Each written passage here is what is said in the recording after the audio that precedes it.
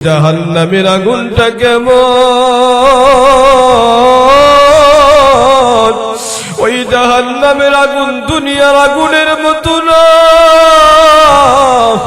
ওই জাহান্নামের আগুন কত ভয়ঙ্কর।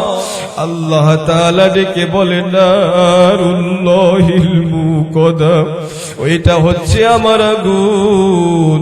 আবু হুরায়রা রাদিয়াল্লাহু তাআলা ডেকে বলেন, জাহান্নামের আগুনকে 3000 বছর পর্যন্ত জ্বালাইয়া মানুষকে পুরানোর উপযোগী করাইয়া জাহান্নামকে ওই আগুনের ভিতরে ফেলানো হবে। এ মুসলমান আল্লাহর গোলাম, জাহান্নামের গর্তটা কেমন হবে জানেন? মায়ার নবী বলেন, উপর থেকে যদি একটা পাথর ফেলাইয়া দেওয়া হয়, ওই পাথরটা জাহান্নামের তলদেশে পড়তে পড়তে পড়তে পড়তে 70,000 বছর লেগে যাবে। একটু চিন্তা করে দেখেন, ওই জাহান্নামের গর্তের ভিতরে যদি আপনাকে আমাকে ফেলাইয়া দেওয়া হয়, ওই জাহান্নামে পড়তে পড়তে কয়লার মতো হয়ে যাবে। আবার আল্লাহ বলেন, কুল্লামা নাদিদাত জুলুদুহুম বাদদালনাহুম জুলুদান গায়রাহা লিয়াযুকুল আযাব। ওই চামড়া পড়তে পড়তে কয়লার মতো হয়ে যাবে, আল্লাহ ওইটাকে আবার আপনার চামড়া পরিবর্তন করে দিবে, আবার আপনাকে জ্বালাবে, আবার জ্বালাবে। আপনি বলবেন, আল্লাহ মৃত্যু দিয়ে দাও, আর তা না হলে জীবিত বানায় দাও। আমি আর সহ্য করতে পারতেছি না, আমি আর সহ্য করতে পারতেছি না। আল্লাহ হয়তো মৃত্যু দিয়ে দাও, আর তা না হলে সুন্দরভাবে জীবন যাপন করার তৌফিক দাও। আল্লাহ বলবেন, সুম্মা লা ইয়ামুতু ফিহা ওয়া লা ইয়াহইয়া। না না, আজকে জীবিত থাকবা না, আজকে তোমার মৃত্যু হবে না, তোমার আযাবের পর শুধু আযাব হইতেই থাকবে, হইতেই থাকবে, হইতেই থাকবে। ওই দিনকে আযাব থেকে নিস্তার পাওয়া যাবে না, ঠিক কিনা জোরে বলেন। এ মুসলমান আল্লাহর গোলাম, আযাবের ভয় করো রে বাবা। ওই দিনকে আযাব কেমন হবে? দুনিয়ায় আপনি যদি অসুস্থ হন, আমি যদি অ্যাক্সিডেন্ট করি অসুস্থ হয়ে যায়, আমাকে ধরে ধরে মানুষ হাসপাতালে নিয়ে যায়, কিন্তু কবর থেকে কেউ হাসপাতালে নেওয়ার মতো থাকবে না, ঠিক কিনা জোরে বল। ওইখানে কেউ ধরে নিয়ে যাবে না। পাপী আমি কেমনে থাকবো কবরে,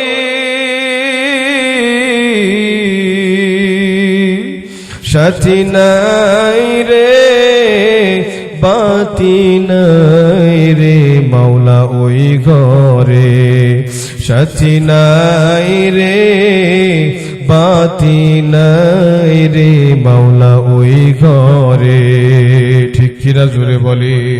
কোন সাথী থাকবে না, বাতি থাকবে না, আপনজন কেউ নাই, সবাই যার যার মতো করে আপনাকে দেখে পালাবে। ওই দিনকে আপনার কেউ হবে না। এই নেক আমল, এই ওয়াজ মাহফিল, এই নামাজ রোজা তেলাওয়াত আপনার সঙ্গী হইয়া ওই দিন কবরে যাবে, ঠিক কিনা জোরে বলেন। এই জন্য ইনসাফ প্রতিষ্ঠা করেন।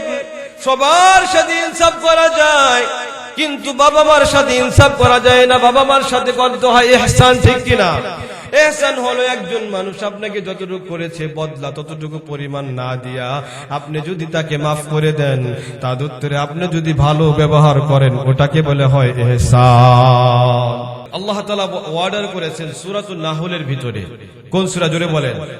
90 নম্বর আয়াত। আল্লাহ তাআলা বলেন, ইন্নাল্লাহা ইয়া'মুরু বিল আদলি ওয়াল ইহসান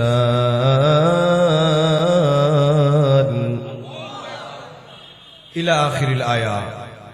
সম্পূর্ণ আয়াতের তরজমা, ব্যাখ্যা, বিশ্লেষণ করতে পারবো না। প্রথম থেকে অল্প একটু তরজমা এবং সামান্য কিছু ব্যাখ্যা বিশ্লেষণ আপনাদের সামনে উপস্থাপন করার চেষ্টা করব। আল্লাহ তাআলা যেন তৌফিক দান করেন, আমিন বলেন। আল্লাহ তাআলা আদেশ করেছেন ন্যায় বিচার করতে, ইনসাফ করতে। কি করেছে বলেন? ইনসাফ। ইনসাফ বর্তমান শুধু বইয়ের পাতাই আছে, কিন্তু আমাদের মাঝে নাই, ঠিক কি না? বইয়ের পাতার মধ্যে সীমাবদ্ধ, কোরআনে কারিমের ভিতরে সীমাবদ্ধ, কিন্তু আমাদের ভিতরে ইনসাফ নাই। মিথ্যা বললাম আর মিথ্যা বললাম? ইনসাফ প্রত্যেকটা ক্ষেত্রে যদি ইনসাফ কায়েম হয় তাহলে ইসলাম কায়েম হয়ে যাবে, ঠিক কিনা জোরে বলেন? প্রত্যেকটা ঘর থেকে নিয়ে পাড়ায় মহল্লায়, এরপর ইউনিয়ন, এরপরে আপনার যত আছে সব জেলায় উপজেলায়, এরপরে ডিস্ট্রিক্ট, সারা বাংলাদেশে, সারা বিশ্বে যখন ইনসাফ প্রতিষ্ঠা হয়ে যাবে তখন মানুষের ভিতরে শান্তি ফিরে আসবে, ঠিক কিনা? প্রত্যেকটা মানুষ সুখ স্বাচ্ছন্দ্যে সুন্দরভাবে আল্লাহ তাআলার সন্তুষ্টি নিয়ে বেঁচে থাকতে পারবে। আল্লাহ তাআলা তৌফিক দান করেন, আমিন বলেন। ইনসাফ অনেক বড় একটা ইবাদত, কি জোরে বলেন? ইবাদত। ইন্নাল্লাহা ইয়া'মুরু বিল আদলি, আল্লাহ তাআলা আদেশ করেছেন ইনসাফ প্রতিষ্ঠা করো। কি করো? জোরে বলেন। ওয়াল ইহসান, এবং ইহসান করো। কি করো? জোরে বলেন। ইহসান করো, দয়া করো। কি করো? দয়া করো। আদিলু কাইবাদাতি 40 সানা, হাদিসের একটা আসার আছে, সাহাবীদের একটা আসার। আদিলু কাইবাদাতি 40 সানা, একটা ইনসাফ প্রতিষ্ঠা করা 80 বছর ইবাদতের সমান পরিমাণ সওয়াব রাখে। সুবহানাল্লাহ বলেন।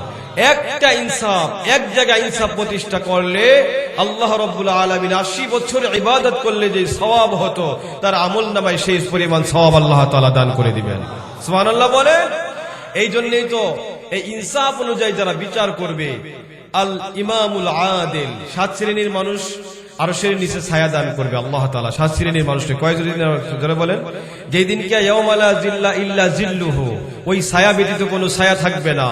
ওই দিনকে আল্লাহ তাআলা 7 শ্রেণীর মানুষকে আরশের নিচে ছায়া নিচে থাকতে দিবেন।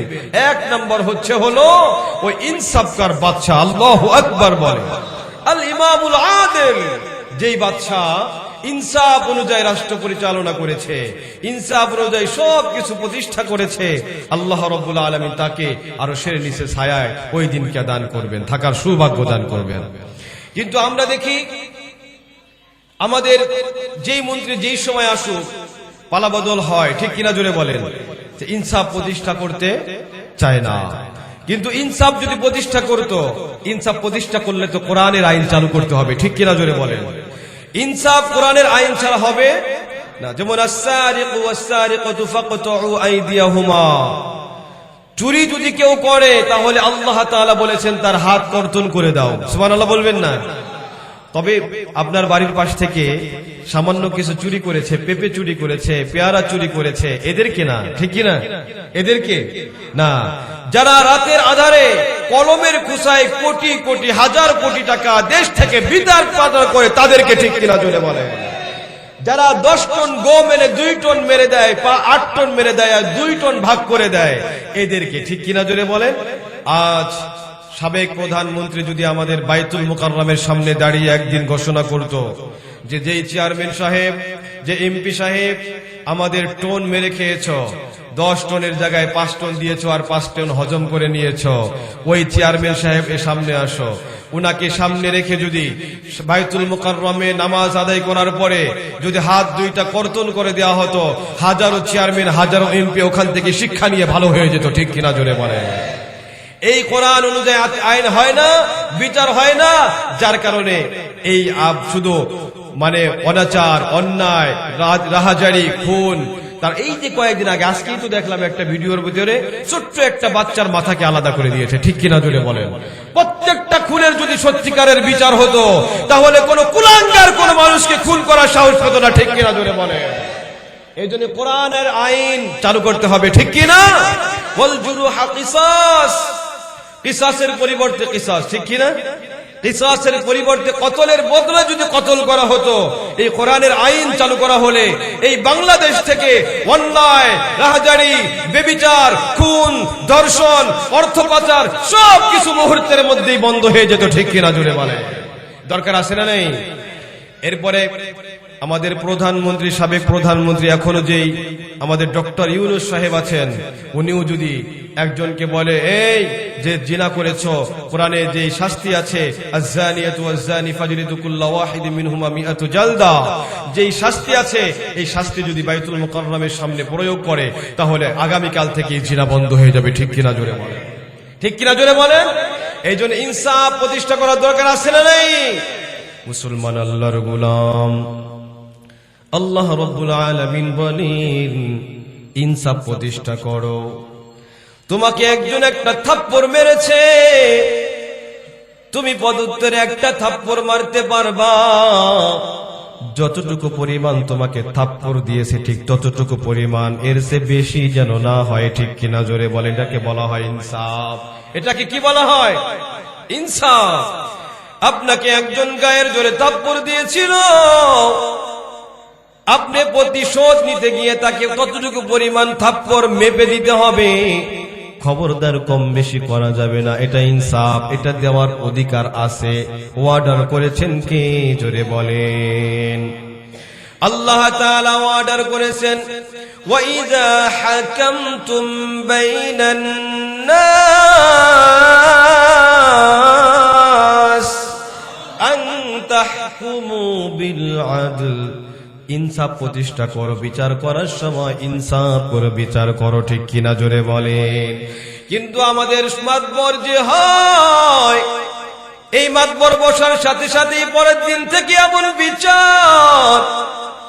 এমন বিচার প্রতিষ্ঠা করে, কালকে বিচার আজকে দেয়, পকেটে 10,000 টাকা দিয়ে আসলে কালকে কথাটাই বোর ঘুরে যায়। ঠিক কিনা জোরে বলে। একেবারে এমন কথা বলে যেই কথাগুলা বলার ছিল না, আজকে রাত্রে বলেছে আমি সত্য বিচারটা করে দিব। প্রতিপক্ষ 10,000 টাকা দেওয়ার সাথে সাথে বিচারটা পাল্টায় দিছে। ঠিক কিনা জোরে বলে। আজকে তোমার পাওয়ার আছে, পাওয়ার খাটাইয়া তুমি মিথ্যা একটা সাক্ষী দিয়া মিথ্যা বিচার সম্পাদন করে দিলা, ইনসাফ করলা না।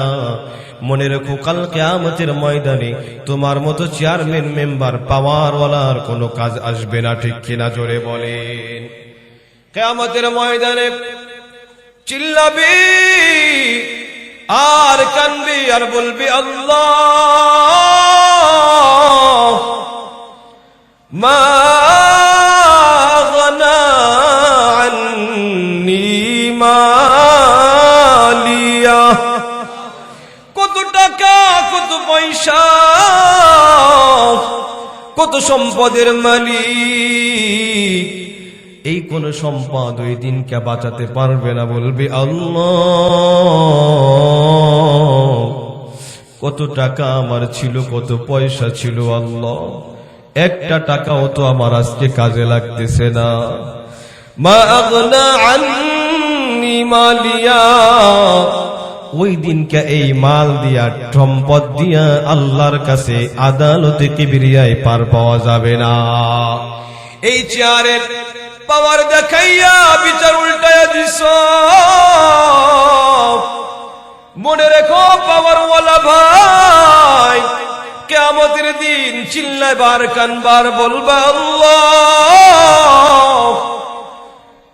হালাকা আন্নি সুলতানিয়া।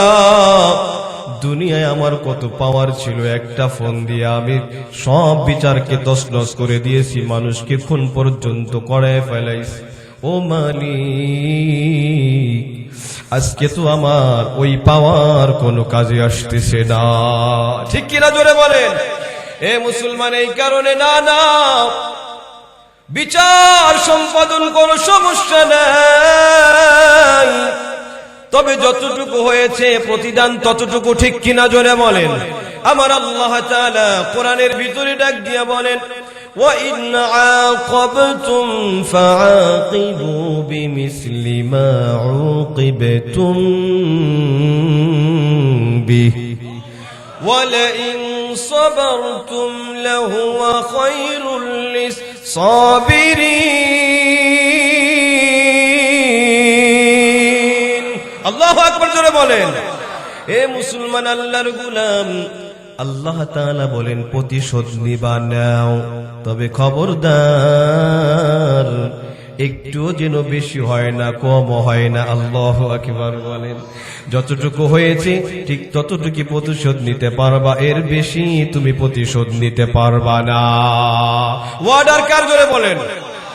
আরেকটা আয়াতের ভিতরে আল্লাহ তাআলা বলেন وَجَزَاءُ سَيِّئَةٍ سَيِّئَةٌ مِثْلُهَا فَمَنْ عَفَا وَأَصْلَحَ فَأَجْرُهُ عَلَى اللَّهِ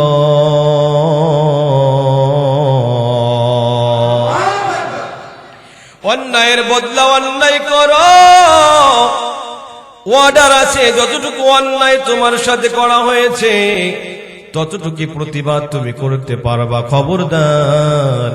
তবে জেনে নাও ফামান আফা, যদি মাফ করতে পারো গো, ওয়া আসলাহা, এবং সমাধান করে নিতে পারো। তোমাকে একজন মেরেছে, মারার পর তুমি তাকে মাফ করে দিয়েছো, এই মাফটা তুমি যদি করতে পারো এবং তার সাথে যদি ওয়া আসলাহা, সমাধান করে নিতে পারো, আল্লাহ রব্বুল আলামিন বলেন ওয়া আসলাহা ফাআজরুহু আলাল্লাহ, এর প্রতিদান আমার মহান আল্লাহ আপনাকে দান করে দিবেন। আল্লাহু আকবার বলেন। এই জন্য যদি ধৈর্য ধরতে পারি, ওই যে জনগণ 15 বছর পর্যন্ত ধৈর্য ধরেছে, ধৈর্যের ফল এমন মিষ্ট হয়, আপনি প্রতিশোধ নিয়ে এমন মিষ্ট কিছু হবে না, ঠিক কিনা জোরে বলেন। আপনি সবাই মিলে যা কিছু করতে না পারবেন, কিন্তু ধৈর্য ধরে ওইটা করা সম্ভব। ধৈর্য দিয়া যেইটা সম্ভব সবাই মিলে ওইটা করা সম্ভব না, ঠিক কিনা জোরে বলেন। জনগণ 15 বছর ধৈর্য ধরেছে, 15 বছর যাইতে না যাইতে ধৈর্যের ফল অনেক মিষ্ট হয়েছে, ঠিক কিনা জোরে বলে। হে মুসলমান, আল্লাহর গোলাম, এই জন্য ধৈর্য আল্লাহ তাআলার বড় একটা নিয়ামত। আল্লাহ তাআলা বলেন যদি ধৈর্য ধরতে পারো, আল্লাহ তাআলা বলেন ইন্নামা ইউওয়াফাস সাবিরুনা আজরাহুম বিগাইরি হিসাব।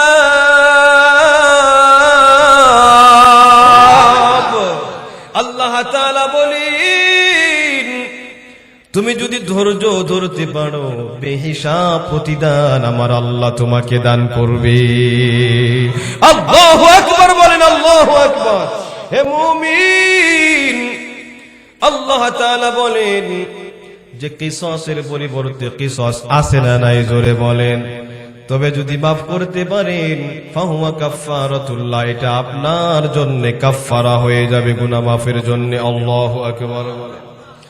মুসলমান, আল্লাহর গোলাম, মায়ার নবী রাসূলুল্লাহ সাল্লাল্লাহু আলাইহি ওয়াসাল্লাম কেমন ভাবে ইনসাফ প্রতিষ্ঠা করেছেন। মায়ার নবীর একজন স্ত্রী সাউদা, এই সাউদা একবার আয়েশা রাদিয়াল্লাহু তাআলা আনহার কাছে একটু পায়াস নিয়ে আসছেন। কি জোরে বলেন। পায়াস নিয়ে আসছেন, রান্না করেছেন। আজকে প্রাণের স্বামী মায়ার নবী আয়েশার ঘরে থাকবে, এই কারণে স্বামীকে খাওয়ানোর জন্য, আয়েশাকে খাওয়ানোর জন্য পায়াস হাদিয়া নিয়ে আসছে। হাদিয়া নিয়ে আসার পর আয়েশা রাদিয়াল্লাহু তাআলা রাগ হয়ে গেছেন। রাগ হয়ে পায়াসটা সাউদার মুখের মধ্যে মাখায়া দিছে। মায়ার নবীর কাছে বিচার দায়ের করেছে, ইয়া রাসূলুল্লাহ, ও প্রাণের স্বামী আমার, আপনার প্রাণের স্ত্রী আয়েশা, সে আমার সাথে এমন একটা অন্যায় আচরণ করেছে। মায়ার নবী বলে, আয়েশা এদিকে আসো। সাউদা এদিকে আসো। মায়ার নবী ডেকে বলে, আয়েশা, যতটুকু তুমি তার সাথে অন্যায় করেছো ততটুকু অন্যায় তোমার সাথে করা হবে। সাউদাকে আদেশ করে বলে, এই সাউদা, যতটুকু পায়েস তোমার মুখের ভিতরে মাখায়া দিছে, তুমি তার মুখের ভিতরে ততটুকু পায়াস মাখায়া দাও। সাউদা রাদিয়াল্লাহু তাআলা আন দৌড়ে গিয়া ততটুকু পায়াস মাখায়া দিছে। মায়ার নবী সাল্লাল্লাহু সাল্লাল্লাহু আলাইহি ওয়াসাল্লাম হাসি দিয়ে দিয়েছে। আল্লাহু আকবার বলেন। দুইজনই হাসি দিচ্ছে, সবাই মিলে হাসছে, ইনসাফ প্রতিষ্ঠা হয়ে গেছে। আল্লাহু আকবার বলেন। এ উম্মতির দল, নবী করিম সাল্লাল্লাহু আলাইহি ওয়াসাল্লাম যুদ্ধের সারি বাঁধতেছে। কি জোরে বলেন। আমাদের নামাজের সময় ছোটবেলায় যখন আমরা নামাজ শিখছি মক্তবে, তখন যদি কাতার এলোমেলো হয় তখন ব্যাট দিয়ে একটা খোসা মেরে দিত, ঠিক কিনা জোরে বলেন, এই সোজা হয়ে দাঁড়াও। তো যুদ্ধের সারি দাঁড়িয়েছে। যুদ্ধের সারি দাঁড়ানোর পর মায়ার নবী সাল্লাল্লাহু আলাইহি ওয়াসাল্লাম ওই লোকটাকে সাওয়াদ তার নাম, এই সাওয়াদের পেটের ভিতরে একটা খোসা মারছে, সারিটা তুমি কাতারটা সোজা করো। সাওয়াদ যাকে ডেকে বলে, ইয়া রাসূলুল্লাহ, ইয়া হাবিবাল্লাহ, আপনি আমার উপরে জুলুম করেছেন। কি কও জুলুম করেছি? না না। রাসূল সাল্লাল্লাহু আলাইহি ওয়াসাল্লাম ডেকে বলে, একবার বয়ান করতেছেন, কার উপরে কি আমার কোনো হক বাকি আসেনি, জুলুম হয়েছে কিনা? ওই লোকটা বলেছে, ইয়া রাসূলুল্লাহ, হ্যাঁ জুলুম বাকি আছে, আপনি আমার উপরে জুলুম করেছিলেন। বলো কি? একদিন আপনার তরবারির গোড়া দিয়ে আমাকে একটা আঘাত করেছেন, আঘাত। এখনই আঘাতটা তুমি প্রতিশোধ নিয়ে নাও, তোমার তরবারি দিয়ে ওই পর্যন্ত ওইভাবে একটা আঘাত দিয়ে দাও। আল্লাহু আকবার বলেন। ওই যে সাহাবী এই কথা বলার পর মায়ার নবীকে ডেকে বলে, ইয়া রাসূলুল্লাহ, ইয়া হাবিবাল্লাহ, যখন আপনাকে গুতাটা দিয়েছে, আমাকে গুতাটা আপনি মেরেছেন, তখন আমি খালি গায়ে ছিলাম। অতএব আপনার গঞ্জিটাও, আপনার গেঞ্জিটাও, কাপড়টা খুলতে হবে, খালি গায়ে হতে হবে। রাসূল তাড়াতাড়ি গেঞ্জিটা উঁচু করে দেওয়ার পর ওই সাহাবী দৌড়াইয়া গিয়া আমার মায়ার নবীর পেটের সাথে মাথাটা লাগাইয়া দিছে। ডেকে বলে, সাহাবী তুমি এমন কেন করো বলো? ইয়া রাসূলুল্লাহ, ইয়া হাবিবাল্লাহ, আপনি বড় বরকতওয়ালা নবী। আমি যদি এই যুদ্ধের ময়দানে চলে যাই, আমার বড় ভয় হয়েছে, যুদ্ধের ময়দানে মনে হয় আমি শহীদ হয়ে যাব, কিন্তু আপনার সাথে আমার একটা বরকত থাকবে না। কেমন বরকত? আপনার শরীরের সাথে যদি আমার শরীরটা যে মিশে গেছে, কিয়ামতের ময়দানে আমি বলতে পারবো, আল্লাহ, ভালো কোনো নেক আমল নাই, তবে মায়ার নবীর শরীরের সাথে আমার শরীরটা একটু ঘষা লেগেছে। আল্লাহ এই খাতিরে আমাকে মাফ করে দাও। ও দুনিয়ার মুসলমান ইমানদারের দল, কেমন বরকতওয়ালা নবী, মায়ার নবী রাসূলুল্লাহ সাল্লাল্লাহু আলাইহি ওয়াসাল্লাম। ঘাম এত সুন্দর সুঘ্রাণ ছিল, সাহাবায়ে কেরাম নবীর ঘামগুলাকে বোতলজাত করে রাখতো। কোথাও গেলে, বাড়ি থেকে বের হলে ওই যে ঘাম থেকে এক ফোঁটা আতরের মতো লাগায়া দিত, যেখানে যাইতো মিশকে আম্বরের থেকেও বেশি সুঘ্রাণে ছড়ায়া যেত। আল্লাহু আকবার বলেন। এ দুনিয়ার মুসলমান ইমানদারের দল, এভাবে আমার মায়ার নবী ইনসাফ প্রতিষ্ঠা করেছেন। একজন কুরাইশ বংশের মহিলা, তার নামও হচ্ছে ফাতেমা। মায়ার নবীর মেয়ের নামও ফাতেমা, ঠিক কিনা জোরে বলেন। ওই ফাতেমা বড় ধরনের কিছু চুরি করেছে। নবী বলেছে কোরআনের আইন অনুযায়ী তার আজকে বিচার সম্পাদন করা হবে। মায়ার নবী বিচারের জন্য ডেকেছে। এদিকে সাহাবায়ে কেরাম জড়ো হইয়া বলতেছে, বড় সম্ভ্রান্ত পরিবার, অনেক বড় গোষ্ঠীর মেয়ে সে, যদি আজকে এমনটা হয়, তার হাত কর্তন করা হয়, তাহলে বড় একটা বিপদ, বড় একটা কিছু হয়ে যাবে। উসামা রাদিয়াল্লাহু তাআলা আনহুকে পাঠিয়ে দিছে, উসামা তুমি মায়ার নবীর কাছে যাও, গিয়া বলো, ইয়া রাসূলুল্লাহ, উনার হাত কর্তন করা যাবে না, কারণ বড় সম্ভ্রান্ত পরিবারের মেয়ে যদি হাত কর্তন করেন তাহলে গন্ডগোল, যুদ্ধ বেজে যাওয়ার সম্ভাবনা আছে।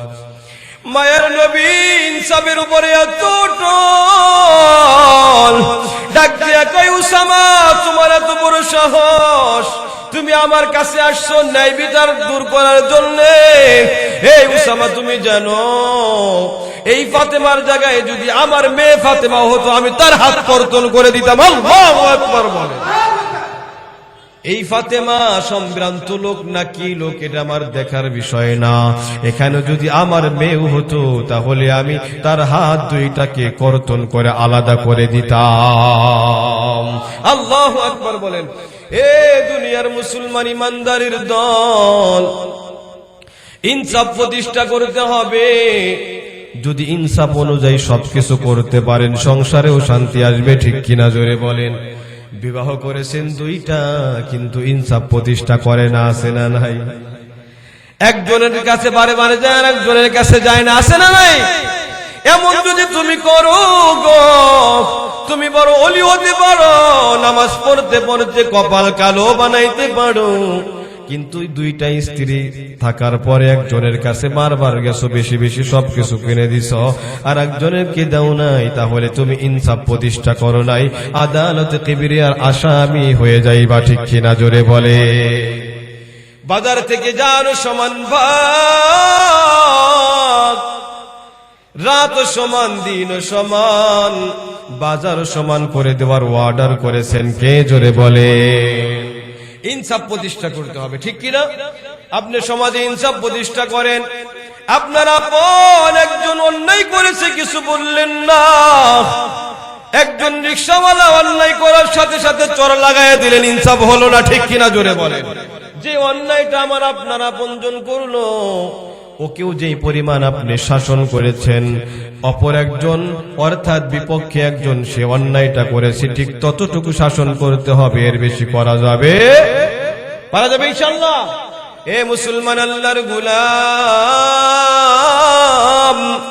ইনসাফ যদি প্রতিষ্ঠা করতে পারেন, আল্লাহ তাআলা বলেন ইয়াদিলু, ইনসাফ প্রতিষ্ঠা করো, হুয়া আকরাবু লিত্তাকওয়া, এটা হলো আল্লাহ তাআলার ভয়ের, তাকওয়ার একেবারে কাছাকাছি নিকটবর্তী। আল্লাহু আকবার বলে। হযরত ওমর রাদিয়াল্লাহু তাআলার নাম তো শুনেছেন, খলিফাতুল মুসলিমিন হযরত ওমর, কেমন ইনসাফওয়ালা ওমর।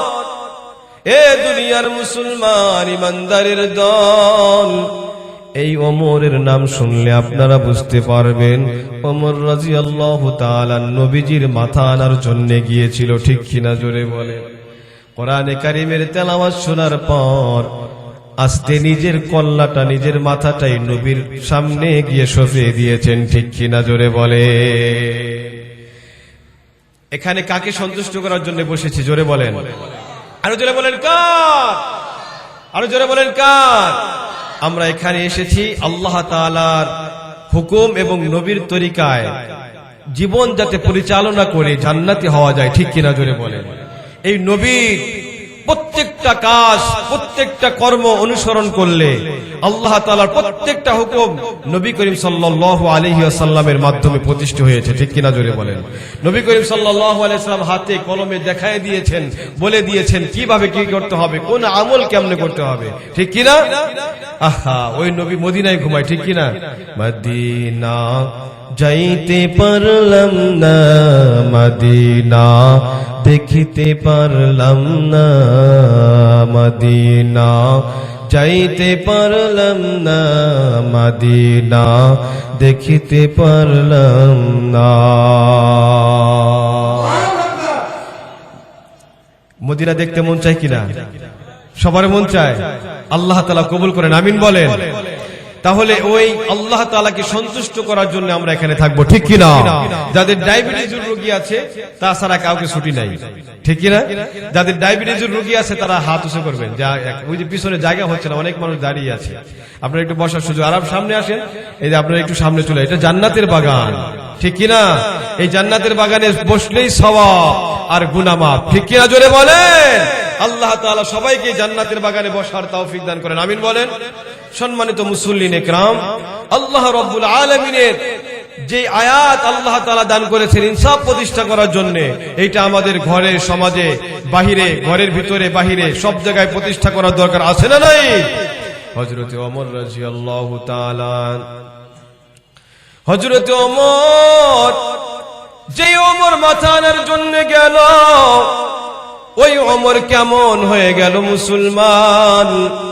ওমর রাদিয়াল্লাহু তাআলা এমন আল্লাহ তাআলার মাকবুল হয়ে গেলেন যে ওমর রাদিয়াল্লাহু তাআলা আনহুর মনের চাহিদা অনুযায়ী আল্লাহ রাব্বুল আলামিন পবিত্র কোরআনুল কারীমের 19টা আয়াত দান করে দিয়েছে।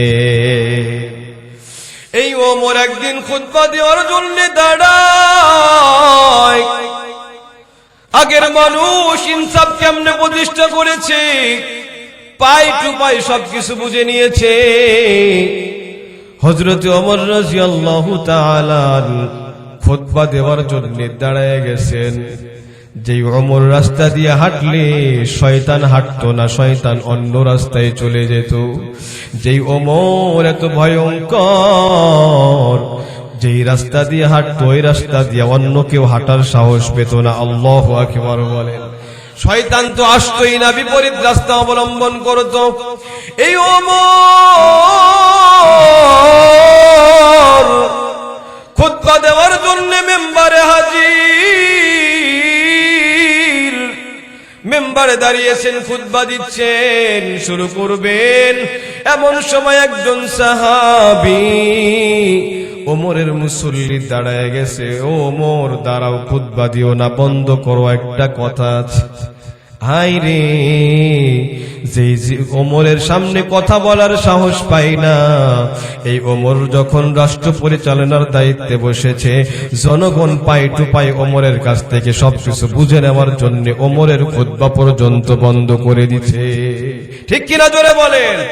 আজকে আমরা শুধু ইনসাফ খুঁজি মসজিদে, গণতন্ত্র শুধু মসজিদে আছে, অন্য কোথাও। শুধু মসজিদের ভিতর এই গণতন্ত্র আছে আবদ্ধ, এলাকায় নাই। মেম্বার সাহেব, ও মেম্বার, আপনি আমাদের এলাকার নেতা, আপনাকে নেতা বানিয়েছি। 5 টন গম আসছে। ও মেম্বার, এই 5 টন গম কিভাবে কোথায় কোথায় বন্টন করেছেন হিসাব দেন, কখনো কি বলেছেন? যারা বলবে চেয়ারম্যান সাহেব কিংবা মেম্বার সাহেব তাকে 2 কেজি কিংবা 2 মণ গম মাইরে দিছে, তার জবানটা বন্ধ। ঠিক কিনা? এটা হাদিয়া না? এটা কি জোরে বলেন? এ মুসলমান, এমন লোক আছে না নাই? হাদিয়া খোর আছে না নাই? জোরে বলেন। এটা ঘুষ, এটা কি জোরে বলেন? আল্লাহ, সুদ ঘুষ আমাদের সমাজে আছে না নাই? মেয়েটা বিবাহ দিতে পারেন না, আল্লাহ তাআলা একজনকে দারিদ্র বানিয়েছে আর একজনকে ধনী বানিয়েছে। এই ধনী শুনে নাও, ইনসাফ করো, গরিবদের সাথে ইনসাফ প্রতিষ্ঠা করো। ঠিক কিনা জোরে বলেন? তুমি যা খাও গরিবদেরকে খাওয়াও, তুমি যেমন পরে গরিবদেরকে তেমন পড়ো, এটা ইনসাফ। ঠিক কিনা? হে মুসলমান, আল্লাহর গোলাম। কিন্তু না না, গরিব মানুষ গেছে চেয়ারম্যান সাহেবের কাছে, আমরা গরিব মানুষ, মেয়েটা বিবাহ দিতে পারি না। চেয়ারম্যান সাহেব ডেকে বলে, দিব 20,000, তবে মাসে মাসে মারতে হবে 2,000। আছে না নাই? আপনাদের এদিকে নাই, আমাদের ওদিকে আছে। আমাদের ওদিককার কথা বলতেছি, গাজীপুর ওখানে আছে। যদি বলে নাও 30,000, তবে মাসে মাসে দিবা 2,000। এটা কি হাদিয়া? এটা কি ধরে বলেন?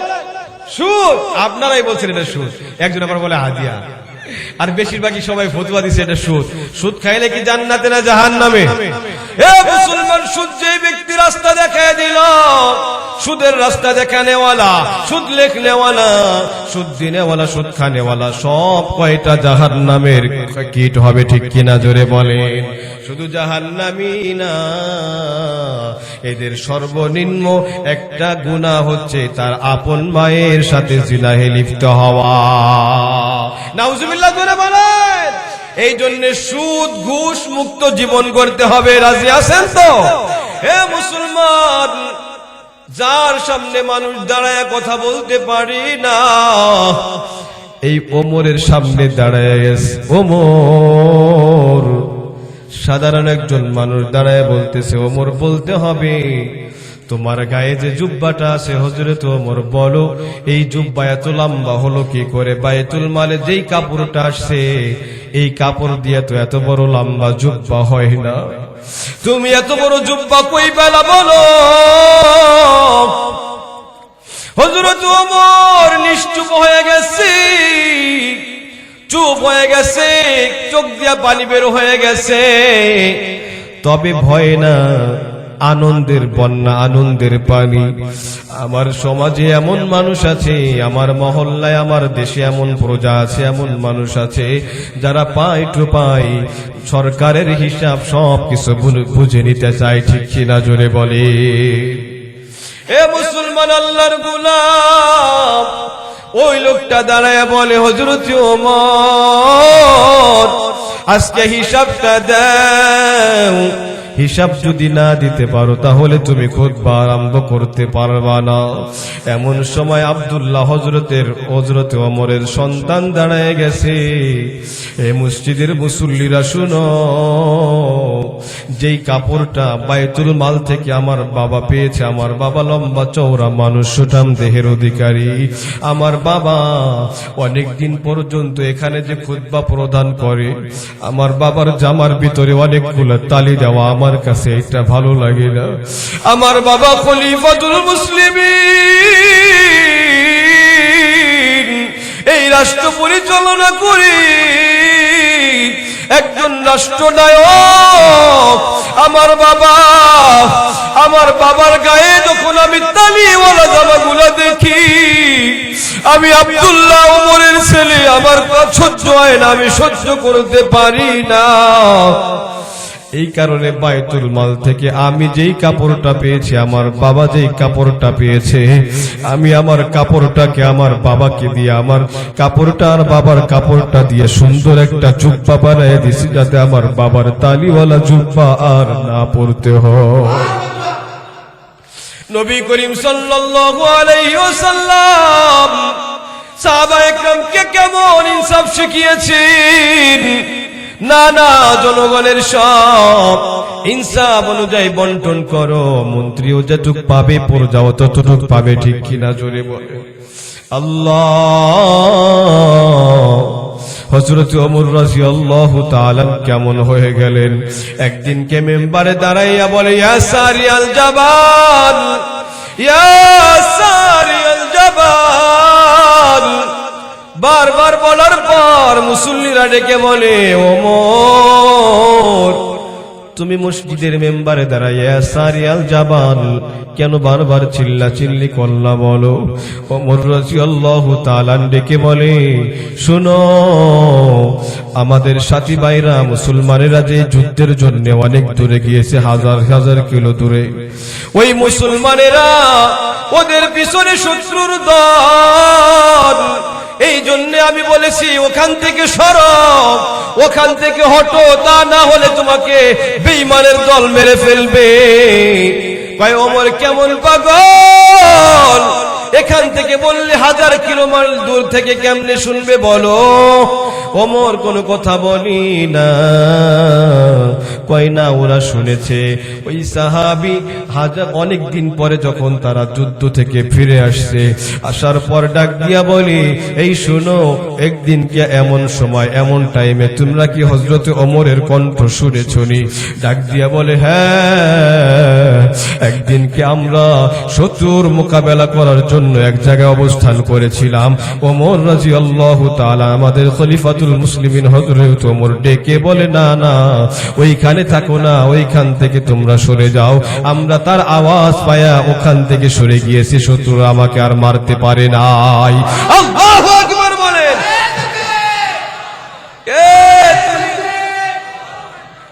এ দুনিয়ার মুসলমান ইমানদারের দল কেমন মুসলমান আমরা, যেই ওমরের ভয়ে মুসলমানরা হাঁটতে পারতো না, ওই নবীজির সাথে যাইয়া নবীজির কাছে সংস্পর্শ পাইয়া ইসলাম পাইয়া কেমন হয়ে গেল হযরত ওমর রাদিয়াল্লাহু তাআলা। এ মুসলমান আল্লাহর গোলাম, একদিন কে হঠাৎ মসজিদের ভিতরে খেজুর বন্টন করতেছে, কি জোরে বলেন? খেজুর বন্টন করতেছে। খেজুর বন্টন করার সময় হযরতে আলী রাদিয়াল্লাহু তাআলা আনহু ডেকে বলে, ওমর আমাকে আর একটা খেজুর দাও। আল্লাহু আকবার বলেন, আমাকে আর একটা খেজুর দাও। রাসূল সাল্লাল্লাহু আলাইহি ওয়াসাল্লাম রাতের বেলায় হযরতে আলী রাদিয়াল্লাহু তাআলা স্বপ্ন দেখেছে রাসূল সাল্লাল্লাহু আলাইহি ওয়াসাল্লাম খেজুর বন্টন করতেছেন। হযরতে আলী একটা পেয়েছে। আলী ডাক দিয়া বলে, ইয়া রাসূলুল্লাহ, ইয়া হাবিবাল্লাহ, আমাকে আর একটা খেজুর দেন। কয়, না না, একটা খেজুরই পাইবা, একটার বেশি পাইবা না। পরের দিন সকালে হযরত ওমর খেজুর হাদিয়া আসলে বন্টন করতেছি।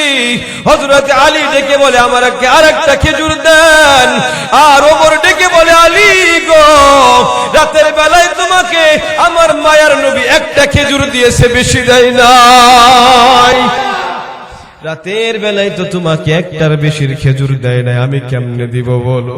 এই দুনিয়ার মুসলমান ইমানদারের দল হযরত ওমর রাতের বেলায় ঘোরাফেরা করে, সমাজ দিয়া ঘুরি, কেউ কোনো সমস্যায় আছে কিনা দেখে, ঠিক কিনা জোরে বলেন। আমাদের দেশেও তো এমন নেতা আছে, রাতে ঘুরে না, যে কে না খেয়ে আছে আর কে সমস্যার ভিতরে আছে। আহা, ওই যুগ আর পাওয়া যাবে? সোনালী যুগ। আল্লাহু আকবার বলেন।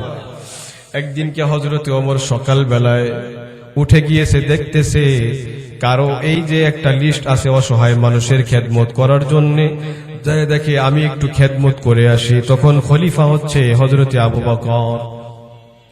হযরতে ওমর রাদিয়াল্লাহু তাআলা যাওয়ার পর হযরতে ওমর দেখতেছে একজন মহিলা, উনার নিচে কোনো খাদেম নাই। হযরতে ওমর ওই মহিলার বাড়িতে পরের দিন হাজির হয়ে গেছে। মহিলাকে ডাক দিয়া বলে, আম্মা জান, আমি আপনার খেদমত করার জন্য আসছি। ও আম্মা জান, কোন খেদমত করতে হবে বলেন? ডেকে বলে, একটু আগেই তো আমার খেদমত করে দিয়ে একজন লোক চলে গেছে। আল্লাহু আকবার বলে। আমরা তো ফজরের নামাজের পরে এখন ঘুমাই, তাই না? আল্লাহ, ফজরের নামাজের পরে যারা ঘুমায় তারা বরকতহীন হয়ে যায়, তাদের জীবনে কোনো বরকত থাকে না, ঠিক কিনা জোরে বলেন? তাদের জীবনে কোনো ধরনের বরকত থাকে না। এই জন্য ফজর নামাজের পরে কেউ ঘুমাবেন না। নামাজ পড়ে ইয়াসিন সূরা তেলাওয়াত করবেন, আমল আখলাক করবেন, তারপরে দরকার হয় একটু ঘুমাবেন। পারা যাবে ইনশাআল্লাহ? আজকে এখন ফজরের নামাজও পড়ে না, এরপরে তেলাওয়াতও করে না, তো ডায়াবেটিস হয়ে যায়। এখন কি করে? আজানের সময় হেঁটে উঠেই দৌড়ানো শুরু করে, ঠিক কিনা জোরে বলেন? আপনি একটু আগে আগে উঠেন, নামাজ আদায় করেন, আল্লাহ তাআলা বরকত দিয়ে আপনার জীবনটাকে ভরে দিবে, ঠিক কিনা জোরে বলেন? হযরত ওমর ওই মহিলার বাড়িতে দ্বিতীয় দিন আমার গেছে। আম্মা জান, আজকে আপনার কাজগুলো আমি করে দিয়ে যাই। বলেন, কি কাজ আছে? হযরত ওমর ডাক দেওয়ার পরে আম্মা জান বলে, সব কাজগুলা কে যেন করে দিয়ে চলে গেছে। তৃতীয় দিন আবার একই অবস্থা। চতুর্থ দিন চিন্তা করে, আজকে আর কে কাজ করলো দেখবো না, আজকে কি কাজ করলো, কোন সময় করলো, এটা না, আজকে আমি দেখবো কে কাজগুলা করে দিয়ে যায়। আল্লাহু আকবার বলেন। হযরত ওমর পরের দিন হাজির, ঝুপড়ির আড়ালে দাঁড়িয়ে আছে। কে এই ভালো একটা লোক, এত তাকওয়াওয়ালা একজন লোক, কাজগুলা করে দিয়া প্রতিদিন চলে যায়। একজন তাকায়া দেখে চাদরটা মুড়ি দিয়া কাজগুলা করে দিয়া চলে যাইতেছে। হযরত ওমর হাতটা ছড়াইয়া দিয়া দাঁড়ায় গেছে। কে আপনি? তাড়াতাড়ি দাঁড়ান, আপনার পরিচয়টা আজকে আমাকে দিয়ে যান। হযরত ওমর দাঁড়ানোর পর চাদর উঠায় না। হযরত ওমর জোর করে চাদরটা যখন উঠাইছে, তাকায়া দেখে অন্য কেউ নয়, বর্তমান খলিফাতুল মুসলিমিন হযরতে আবু বকর রাদিয়াল্লাহু তাআলা। ডাক দিয়া বলে, ও আবু বকর, আবু বকর রে, আপনি আসছেন, আপনি খলিফাতুল মুসলিমিন, একজন মহিলার খেদমত করার জন্য আপনি আসছেন। আপনার পায়ে কেন জুতা আনেন নাই বলেন?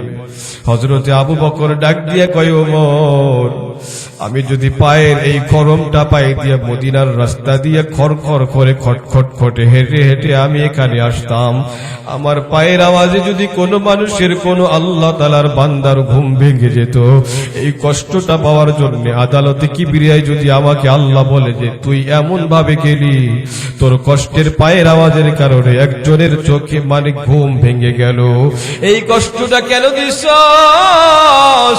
তুই রাষ্ট্রপ্রধান ছিলি, তুই থাকাকালীন সময় তোর পায়ের আওয়াজে মানুষের ঘুম কেন ভাঙলো বল? ও মোর বলো, আল্লাহ যদি আমাকে ওই দিনকে বলে আমি আল্লাহর সামনে কি জবাব দিব? এই কারণে আমি পায়ের মধ্যে খরম পাই দিয়ে আসি নাই। আল্লাহু আকবার বল। হযরত ওমর রাদিয়াল্লাহু তাআলা রাতের বেলায় ঘুরতেছেন, ঘুরতে ঘুরতে দেখে একটা বাড়িতে কিছু জাল দিতেছে, বাচ্চারা ওখান দিয়ে কান্না করতেছে। হযরত ওমর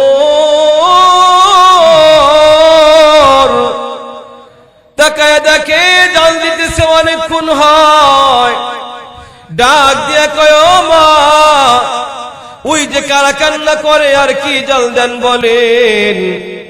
ডাক দিয়া বলতেছে, আমি এখানে জাল দিতেছি, আমি এখানে কিছু গোশত করেছি, মরা গাদার গোশত বা মরা গরুর গোশত। এই গোশতগুলো আমার সন্তানকে আমি খাওয়াবো, তার কারণ হলো আমার সন্তানরা 3-4 দিন হয়ে গেল কোনো কিছুই পেটের ভিতরে খাবার দিতে পারি না। সন্তান যদি না খেয়ে থাকে, কোন বাবা মা সহ্য করার ক্ষমতা রাখে না, ঠিক কিনা জোরে বলেন? এ মুসলমান আল্লাহর গোলাম, হযরত ওমর ডাক দিয়া কয়, মা, না না, আপনি এইগুলা খাওয়াবেন না, একটু অপেক্ষা করেন, আমি আসতেছি। হযরত ওমর মদিনার প্রেসিডেন্ট দৌড়ায়া বাইতুল মালে চলে গেছে।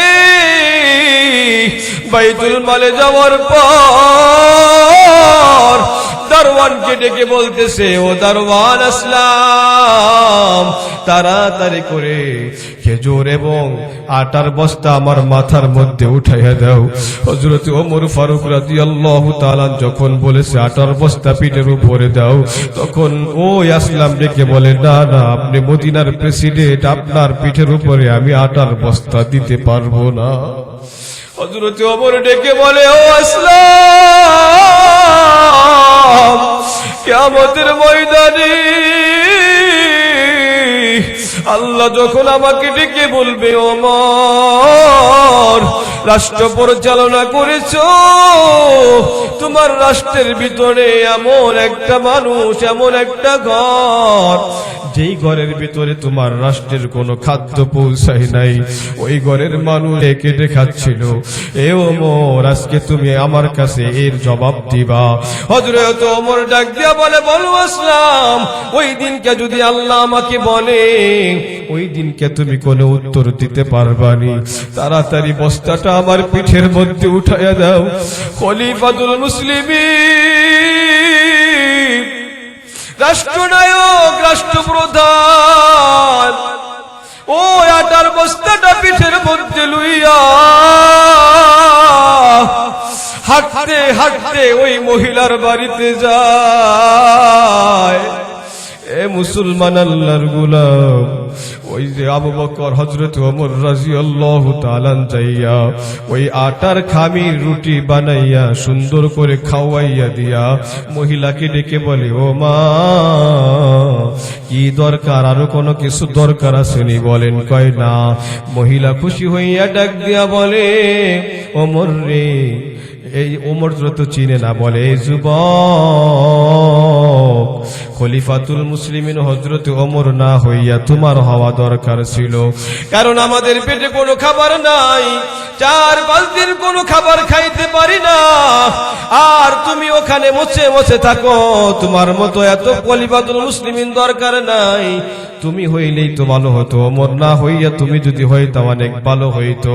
ওই যুবক উনি তো জানে না এটা খলিফাতুল মুসলিমিন হযরত ওমর, ওনার তো আর জানা নাই। হযরত খলিফাতুল মুসলিমিন হযরত ওমর চলে গেছে, যাওয়ার পর পরের দিন লোকজন পাঠাইয়া দিছে, যাও অমুক জায়গার ওই মহিলাকে তাড়াতাড়ি আমার কাছে নিয়ে আসো। মহিলার কাছে যখন আসছে, হযরত ওমর আপনাকে তলব করেছে, আর মহিলা ভয়ে থরথর করে কাঁপতে শুরু করেছে। মনে হয় হযরত ওমরের বিরুদ্ধাচরণ করেছি, মনে হয় ওমর জেনে গিয়েছে, এই কারণে আমার কাছে লোক পাঠাইয়া দিছে। হযরত ওমর রাদিয়াল্লাহু তাআলা আনহুর কাছে ওই মহিলা ভয়ে ভয়ে গেছে। মহিলা যাওয়ার পর তাকাইয়া দেখতেছে ওই মসনদে আর কেউ নাই, কালকের সেই যুবক, যেই যুবকের বিরুদ্ধে, যেই যুবকের কাছে আমি ওমরের বিরুদ্ধে আচরণ করেছি, ওই যুবক আর কেউ নাই, ওই যুবক কিন্তু খলিফাতুল মুসলিমিন হযরত ওমর। ওই যুবক, আহারে আমি কালকে ওনাকেই তো গালি দিলাম, আজকে আমার খবর আছে। মহিলা কান্না করতেছে, কান্না করতে করতে বলে, ওমর তুমি যে হযরত ওমর, আমি তো জানতাম না, তা না হলে আমি তোমাকে গালি দিতাম না। ওমর রাদিয়াল্লাহু তাআলা ডাক দিয়ে কয়, আম্মা জান, আপনার কোনো ভয় নাই, কোনো টেনশন নাই। ও আম্মা জান, আপনাকে আজকে ডেকে এনেছি, কারণ কি জানেন? আমি ওমর, এই রাষ্ট্র চালাই, আমি আপনাকে খাবারগুলা পৌঁছাই দিতে পারি নাই, আমি বড় অপরাধী। ও মা, আমার মতো অপরাধী আর এই সমাজে কেউ নাই। হযরত ওমর লাঠিগুলা এনে দিয়ে বলে, ও মা, এই যে লাঠিগুলা, এই লাঠি দিয়ে আমার পিঠের ভিতরে যতক্ষণ মন চাই ততক্ষণ আপনি বাইরেইতেই থাকেন। আল্লাহু আকবার। ও মা, আজকে যদি আপনি আমাকে মাফ না করেন, ইনসাফ অনুযায়ী বিচার না করেন, ও মা, আদালতে কিবরিয়ায় যখন আমি মাওলার সামনে দাঁড়াবো, আমি মাওলার কাছে হিসাব দিয়া আমি ওমর জান্নাতে যেতে পারবো না। ও মা, এই যে তাকায়া দেখেন লাঠিগুলা আমি এই যে আপনার সামনে এনেছি, ও মা, এই যে আমার পিঠের কাপড়টা উঠে দিলাম, আপনি আমাকে বাইরেইতে থাকেন, আমাকে পিটাইতে থাকেন, আমার গলার ভিতরে গামছা লাগায়া অলি গলি দিয়ে আমাকে ঘুরান। মহিলা ডাক দিয়ে বলে, না না, আমি তোমাকে মারবো না, আমি তোমাকে মাফ করে দিলাম। ও মা, বিচার করেন, বিচার না করলে আল্লাহর দরবারে আমাকে আসামি হয়ে যেতে হবে। মহিলা কয়, না না, আপনার মতো এত আদর্শবান একটা যুবককে কোনোভাবেই মারা যায় না। আল্লাহু আকবার। ওই দিনকার কেমন ভয়, কিয়ামতের কেমন ভয়। ও বাজার, আপনাকে আমাকে দেখলে মনে হয় না যে ওই দিনকার ভয় আমার ভিতরে আছে। মনে রাখবেন, ওই দিনকে কেউ কারো আপন থাকবে না। আপনার সন্তান আপনাকে দেখে ভাগবে, আপনার স্ত্রী আপনাকে দেখে ভাগবে, আপনার আপনজন আপনাকে দিয়ে দেখে ভাগবে। কেউ আপনার পরিচয় দিতে চাবে না, একটা নেকি দিয়ে আপনাকে কেউ জান্নাতে দিতে চাইবে না। ও মুসলমান, ও মুসলমান, আল্লাহর গোলাম, না বাবা না। আল্লাহ তাআলা বলেন, ফাআম্মা মান উতিয়া কিতাবাহু বিয়ামিনি, ওই দিন যদি আমলনামাটা ডান হাতে আসে, আল্লাহ তাআলা আপনাকে বিনা হিসেবে জান্নাতটা দান করে দিবে। জাহান্নামী মানুষগুলো আপনাদের পিছনে পিছনে দৌড়াইতে থাকবে, বলবে আমরাও তোমার সাথে যাব। ওয়ামতাজুল ইয়াওমা আইয়ুহাল মুজরিমুন, আমার আল্লাহ ডেকে বলবে, না না, দুনিয়ায় একই বাজারের সদাই খাইছো, মানা করি নাই, একই দোকানের সদাই খাইছো, একই গাছের ফল খাইছো, এক রাস্তায় হাঁটছো, বাধা দেই নাই। আজকে আর একসাথে যাইতে পারবা না, আজকে আলাদা হয়ে যাও। জাহান্নামীদেরকে আলাদা করবেন, তাদের আমল নামা আম্মা মান উতিয়া কিতাবাহু বিশিমালি, আমল নামা বাম হাতে দিয়া দিবেন। আমল নামাটা দেখেই আপনি আমি দিব চিৎকার, আর বলবো আমল নামা দেখে বলবো, মালি হাযাল কিতাব লা ইউগাদিরু সগীরাতাও ওয়ালা কাবীরাতান ইল্লা আহসাহা। আল্লাহ কেমন আমল নামা দিলা বলো, কোন ছোট গুনাও তুমি ছাড়ো নাই, বড় গুনাও তো তুমি ছাড়ো নাই, সব গুনাহগুলো এইখানে উঠাইয়া দিছো। ওইখানে আল্লাহ তাআলা অর্ডার করে বলবেন, খুজু, হে জাহান্নামের ফেরেশতা, ওকে ধর, ফাগুল্লু সুম্মাল জাহিমা সাল্লু, ওরে তাড়াতাড়ি ধরে জাহান্নামের ভিতরে নিক্ষেপ কর। সুম্মা ফি সিলসিলাতিন যারউহা সাবুনা যিরাআন ফাসলুকু। একটু চিন্তা করে দেখেন, জাহান্নামের ফেরেশতাগুলা আপনাকে ধরে ৭০,০০০ শিকল দিয়া বাঁধবে। ৭০,০০০ শিকল আপনাকে নাকের মধ্য দিয়া, গলার মধ্যে, পায়ের মধ্যে, হাতের মধ্য দিয়া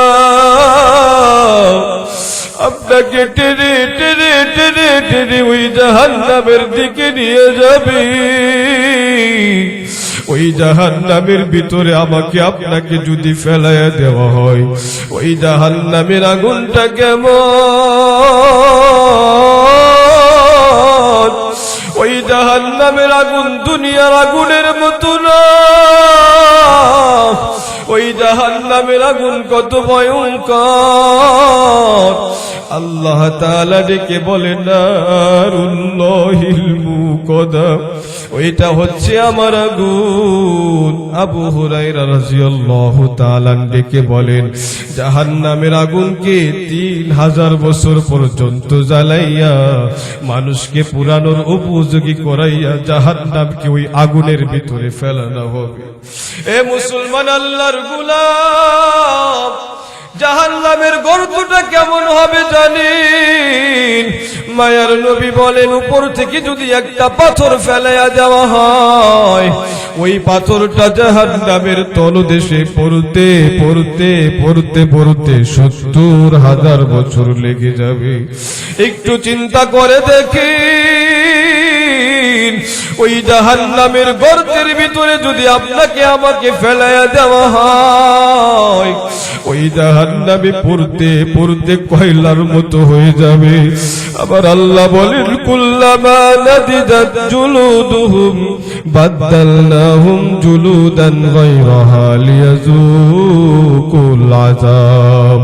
ওই চামড়া পড়তে পড়তে কয়লার মতো হয়ে যাবে, আল্লাহ ওইটাকে আবার আপনার চামড়া পরিবর্তন করে দিবে, আবার আপনাকে জ্বালাবে, আবার জ্বালাবে। আপনি বলবেন, আল্লাহ মৃত্যু দিয়ে দাও, আর তা না হলে জীবিত বানায় দাও, আমি আর সহ্য করতে পারতেছি না, আমি আর সহ্য করতে পারতেছি না। আল্লাহ হয়তো মৃত্যু দিয়ে দাও, আর তা না হলে সুন্দরভাবে জীবন যাপন করার তৌফিক দাও।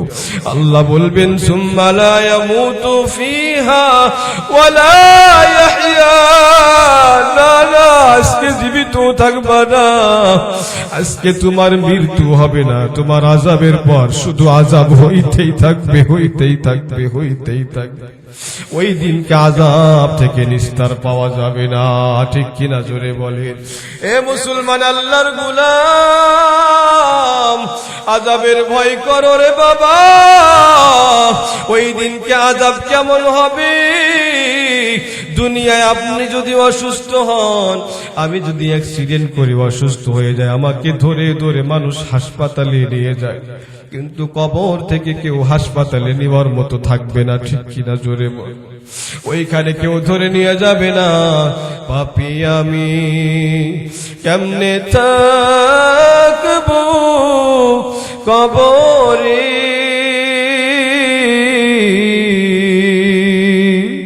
সাথী নাই রে বাতি নাই রে মাওলা ওই ঘরে সাথী নাই রে বাতি নাই রে মাওলা ওই ঘরে।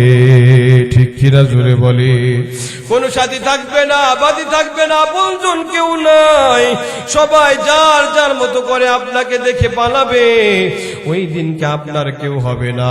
এই নেক আমল, এই ওয়াজ মাহফিল, এই নামাজ রোজা তেলাওয়াত আপনার সঙ্গী হইয়া ওই দিন কবরে যাবে। ঠিক কিনা জোরে বলেন?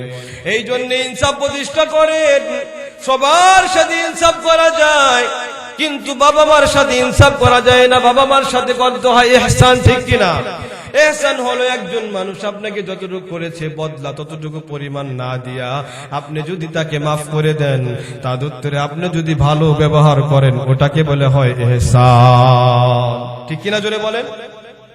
আপনি পৃথিবীর সবার সাথে ইনসাফ করতে পারবেন।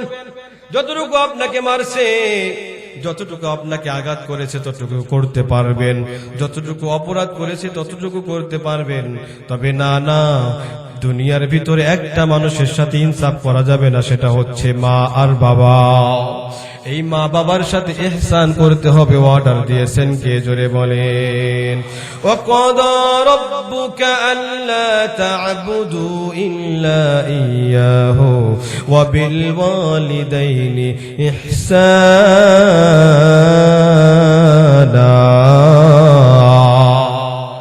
ইহসান করতে হবে বাবা মার সাথে। ঠিক কিনা?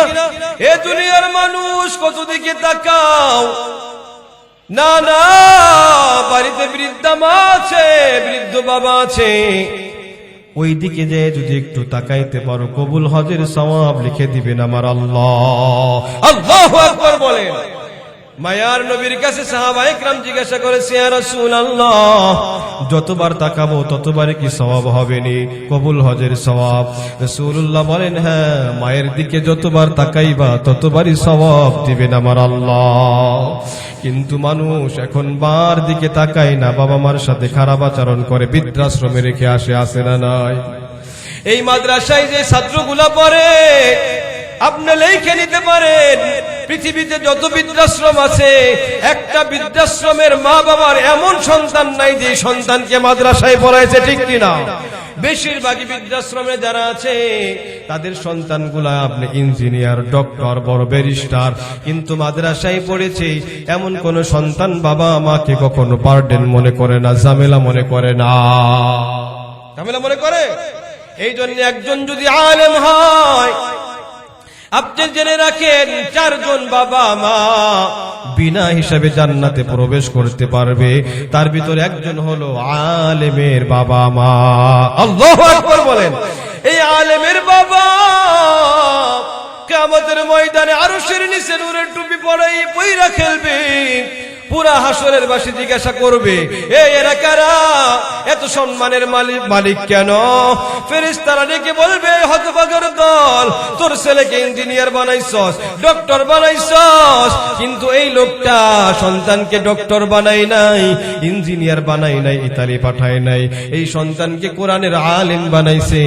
এই কোরআনের আলেম হওয়ার কারণে আজকে বাবা মাকে আল্লাহ রাব্বুল আলামিন বিশেষ মেহমান বানাইয়া মাথায় নূরের টুপি পরাইয়া রোজ হাসরের ভিতরে উঠাইয়া দিছে। আল্লাহু আকবার বলেন। হে দুনিয়ার মুসলমান ইমানদারের দল, বিক্রমপুরের একজন আমার কাছে বলতেছে, একজন মহিলা, ছোটবেলায় আমি বিক্রমপুরে পড়েছি, বয়ান করেছিলাম, একদিন হঠাৎ করে ফোন দিয়া বলে, ও বাবা, তুমি যে মা বাবার বয়ান করলা, এই মা বাবার বয়ানগুলো আমার সন্তানের সাথে খুব মিলে গেছে। আমার সন্তানের বাবা ছোটবেলায় দুনিয়া থেকে বিদায় নিয়ে চলে গেছে। বিদায় নেওয়ার পর এই সন্তানটাকে আমি মানুষের বাসায় কাজ করে করে উপার্জন করে খাইয়েছি, পড়িয়েছি। ভালো একটা চাকরি পাওয়ার পর, সুন্দর একটা চাকরি পাওয়ার পর এই সন্তান বড়লোক বাড়িতে বিবাহ করেছে। কয়েকদিন আমাকে খুব ভালোবেসেছে, 2 বছর 3 বছর যেতে না যেতে আমাকে আর ঠিক মতো খাবার দাবার দেয় না, আমাকে তার বিল্ডিং এর ভিতরে থাকতে দেয় না, ওই বিল্ডিং এর ভিতরে আমাকে জায়গা দেয় না। এ মুসলমান, তোমার বাবা মা ওই কুড়ি ঘরে ঘুমায়, ভাঙ্গা ঘরে ঘুমায়, আর তোমার বিল্ডিং এর ওই সুন্দর রুমগুলা তুমি ভাড়া দিয়া ভাড়া বসে বসে খাওয়াছে না নাই? জোরে বল।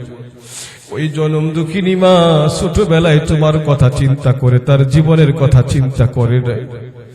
ওই মা কত রাত তোমার জন্য জেগে থেকেছে, ওই মার সাথে তুমি কেমনে ইনসাফ করো, ইহসান করো না? তুমি ও মুসলমান চিন্তা করে দেখো, তোমার মা তুমি যখন ছোট ছিলা মা বারবার খাওয়াইছে, খাবারের সময় প্রস্তাব করে দিছো, মা কিন্তু কখনো বিরক্ত হয় নাই, ঠিক কিনা? জোরে বলেন।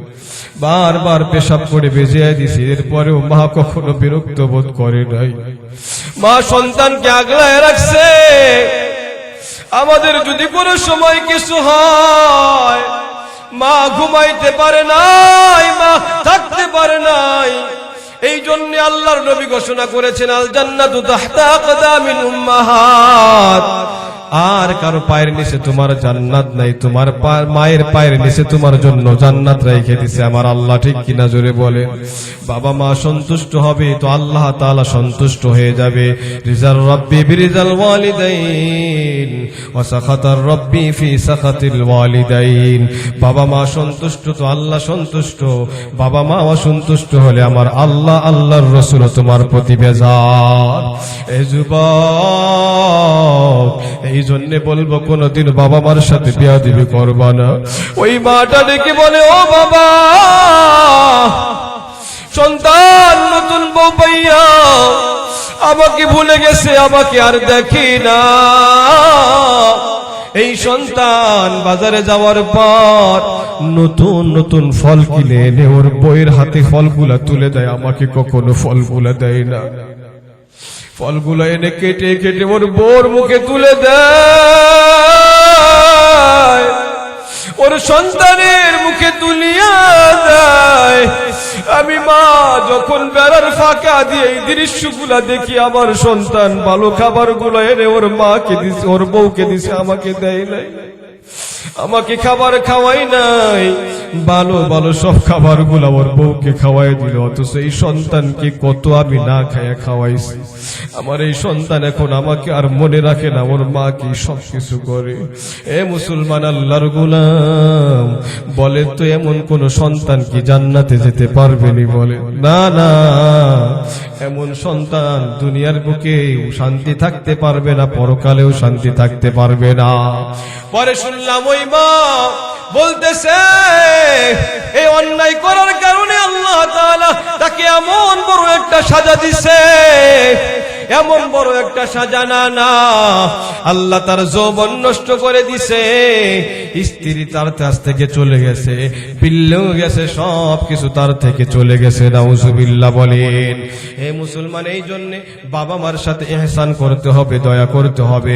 যত কার্টেসি আছে, যত বিনয় আছে, সব কিছু বাবা মায়ের পায়ের নিচে ঢেলে দিতে হবে, ঠিক কিনা? জোরে বলেন। এটাকে বলা হয় ইহসান। এ মুসলমান, আজ আমি এখনই শেষ করে দিব, তবে শুনেন, লাস্ট ফিনিশিং আমি শেষের দিকে চলে আসছি। থাকবেন না ভাগবেন? ভাগবেন কে কে? হাত উঁচু করেন তো দেখি। আপনি ভাগবেন? ভাগার লোক না, ঠিক কিনা? জোরে বলেন। এই যে মাদ্রাসা, এই মাদ্রাসায় পড়ে যারা কোরআনের আলেম হবে, এই কোরআনের আলেম আরো 10 জনকে পড়াবে, এই 10 জন আরো 10 জনকে পড়াবে, এই 10 জনকে আবারও 10 জনকে পড়াবে, কিয়ামত পর্যন্ত এর সিলসিলা বাকি থাকবে, ঠিক কিনা? জোরে বলে। এই মাদ্রাসায় যদি আপনার কোনো অনুদান থাকে, এই মাদ্রাসায় যদি আপনি একবেলা খাবার খাওয়াইতে পারেন, কিয়ামতের ময়দানে যখন দেখবেন এরা ইকালু লিসাহিবিল কুরআন ইকরা ওয়ারতাকি ওয়ারাতিল কামা কুনতা তুরাতিলু ফিদ দুনিয়া ফাইন্না মানজিলাকা ইনদা আখিরি আয়াতিন তাকরাউহা, পড়তেছে আর উপরের দিকে যাইতেছে, আপনি তখন ডেকে বলবেন, এই শোন, তুই না আমাদের ওই মাদ্রাসার ছাত্র, নূরে হেরা ইসলামী একাডেমি মাদ্রাসার ছাত্র, তোর কি মনে নাই তোদের মাদ্রাসায় আমি এক বেলা খাবারের জন্য আমি টাকা দিয়েছিলাম, তোর কি মনে নাই? আজকে আমার বড় বিপদ, আমাকে নিয়ে যা, জান্নাতে নিয়ে যা, আর না হলে আমাকে জাহান্নামের আগুনে জ্বলতে হবে। ওই মাদ্রাসার ছাত্র আল্লাহকে ডেকে বলবে, আল্লাহ আসলেই তো সে একদিন আমাকে খাইয়েছিল, এই মাদ্রাসায় দান করেছিল, বই কিনে দিয়েছিল, মাদ্রাসায় থাকার ভালো একটা ব্যবস্থা করেছিল। আল্লাহ বলবে, তোর আত্মীয় স্বজন আপনজন তোকে যারা সহযোগিতা করেছে সবাইকে নিয়ে তুই জান্নাতে চলে যা। আল্লাহু আকবার বলেন। আপনার হাতে ধরে নিয়ে আলেম জান্নাতে চলে যাবে। আল্লাহু আকবার, আল্লাহু আকবার। এ মুসলমান, আল্লাহর গোলাম একটা সন্তান, এই আলেম রাতের 3টা বাজে এসে দেখবেন এই মাদ্রাসায়। আমি একদিন বাজান মাদ্রাসায় যখন পড়ালেখা করতাম কিরানীগঞ্জ, এই কিরানীগঞ্জ জামিয়াতুল শেখ আব্দুল মাজিদ মাদ্রাসা, এই মাদ্রাসায় আমি একদিন ফজরের আগে উঠলাম। ফজরের আগে যখন মসজিদে গেছি, একটা ছাত্র দেখি হাউমাউ করে কান্না করতেছে। আমি পাশে বসে পড়ছি, পাশে বসে বসে কি দোয়া করে আমি শুনতেছি। ডাক দিয়া বলতেছে, আল্লাহ আমার বাবা নাই, আমার মা নাই, আমি এই মাদ্রাসায় পড়ি, এই মাদ্রাসার এলাকাবাসী আমাকে সহযোগিতা করে, দান করে, সাদাকা করে, এই মাদ্রাসায় সর্বাত্মক সহযোগিতা করে। এলাকার মানুষ যদি না করতো আমি পড়তে পারতাম না, আমি খাইতে পারতাম না। আল্লাহ অতএব তাদেরকে, এলাকাবাসী সবাইকে তুমি মাফ করে দাও, বাবা মাকেও মাফ করে দাও, আপনজনকেও বিপদ আপদ বালা মুসিবত থেকে হেফাজত করে নাও। আর কান্না করতেছে, আল্লাহ মা নাই, বাবা নাই, আজকে সব ছাত্ররা বাড়ি চলে যাবে, সব ছাত্ররা বাড়ি যাইয়া তার মা তাদেরকে পিঠা বানাই খাওয়াবে, মা তাদেরকে আদর করবে, যত্ন করবে, মা তাদেরকে খানা খাওয়াবে। কিন্তু আমি বাড়ি গেলে আবার মা নাই, তো আমাকে কে খানা খাওয়াবে? আল্লাহ আমাকে কেউ পিঠা বানায় দেয় না, কেউ আমাকে খানা খাওয়ায় না, কিন্তু এলাকার মানুষ আমাকে ফেলাই দেয় না। এই কথা বলতেছে আর কান্না করতেছে। আমি জিজ্ঞাসা করলাম দুয়ার পর, ভাই তুমি কেন কান্না করো বলো? ভাই কান্না করবো না কি করব বলেন ভাই, আমার মা নাই, আমি বাড়িতে গেলে কেউ আমাকে পিঠা বানাই খাওয়ায় না। আপনারা বাড়িতে যাওয়ার পর যখন মাদ্রাসায় আসে, আপনারা এসে বলেন, আমার মা আমাকে ভিজানো পিঠা বানাই খাওয়াইল, আমার মা আমাকে চিতাই পিঠা বানাই খাওয়াইছে।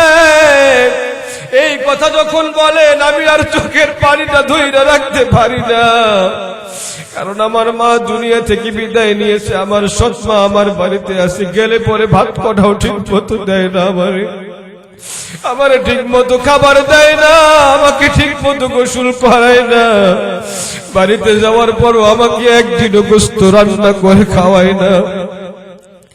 এই মাদ্রাসায় আমি পড়ালেখা করি, কিন্তু এলাকার মানুষ আমাকে কেউ ফেলায় দেয় না। এলাকার মানুষ আমাকে খাবার দেয়, আমাকে পড়ার জন্য, পোশাক আদি কেনার জন্য মাদ্রাসায় টাকা দেয়। এ মুসলমান বলেন তো দেখি, এই কচি হাত দিয়া যে শেষ রাতের সময় আল্লাহর কাছে কান্না করেছে, আপনার কি মনে হয় এই কান্না বিফলে যাবে?